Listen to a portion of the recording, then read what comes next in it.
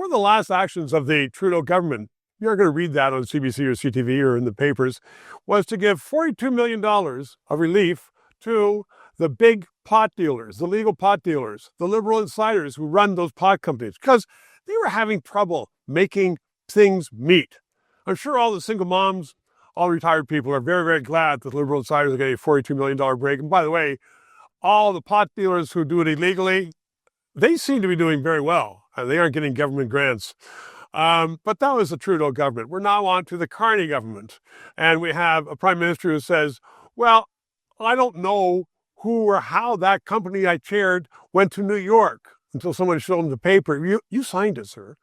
Oh, right, I did move it to New York. Or he's saying, and he's a friend of Greta Thunberg, who is that crazy little girl talking about how dare the world do this to younger generations. He's also a racist. He was with her arm in arm.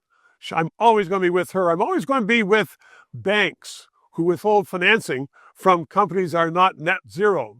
This man is turning around 180 degrees from all the policies he has espoused for the last few years.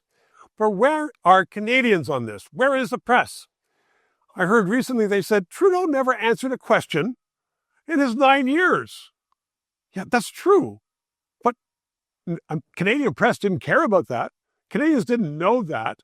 So we're in a trance.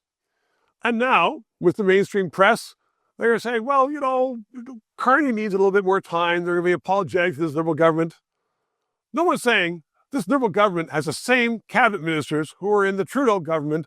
They've been espousing these terrible policies for 9 years, and all of a sudden, same cabinet ministers, same incompetent ministers. They don't run their portfolios. And now they're with the Carney government, and we are changing too. This isn't a plea for a vote for Poilievre, because the Conservative government has to earn your vote. It has to be good in the campaign. They have to be nimble. They have to respond to questions. They have to be open and accountable. And they have to show Canadians that they, if their government, with Melissa Lansman and some other fine people, would help Canada along. The Liberal government has to show its true colors. They can't say, well, that was then, this is now, and we are changing our tune. They can say that, but they have to prove it. The Prime Minister, sort of ironic, people say Poilievre's not a nice guy in public. In private, people say he's a terrific guy. Publicly, Carney looks like an affable, congenial, smiling guy. Everybody likes him. And now the stories are coming out in private. He's a pretty nasty piece of work. So Canadians have to be vigilant. We weren't vigilant with Trudeau. We weren't vigilant with some of the policies. We are in a campaign. Please pay attention. Get your people to ask the tough questions, and let's make a decision for the benefit of Canada. Canada deserves it. 3 minutes. To those of you who have subscribed and donated, a heartfelt thank you. You're keeping us on the air. If you're watching and you haven't, please try to do so, because 4 years ago we started this show because there needed to be independent analysis.